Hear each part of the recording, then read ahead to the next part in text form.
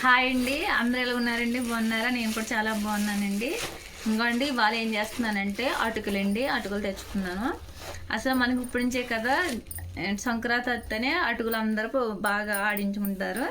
మేము నార్మల్గా readymade తెచ్చేసుకుంటాంలే. Readymade అంటే ఏమంటారా, ఇప్పుడు ఎప్పుడు పడితే అప్పుడు దొరుకుతున్నాయి కదండి అటుకులు. అలాగనే అటుకులు ఉప్మా చేసుకుంటారు, అటుకులు పులిహోరకని చేసుకుంటారు. నేను వస్తాండి అటుకులు ఇదిగోండి టీ తీసుకున్నాను.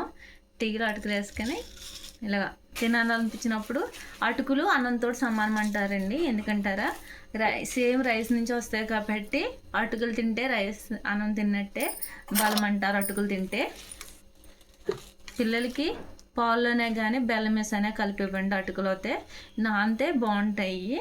సరేనండి, పిల్లలకి అయితే బెల్లం వేసి కలిపి ఇవ్వండి. కొంచెం కొబ్బరి పొడి అలాగే వేసి కలిపి ఇవ్వండి. నాని బాగా తింటారు. ఓకేనండి, ఈ చిన్న వీడియో మీకు నచ్చింది అనుకుంటున్నాను.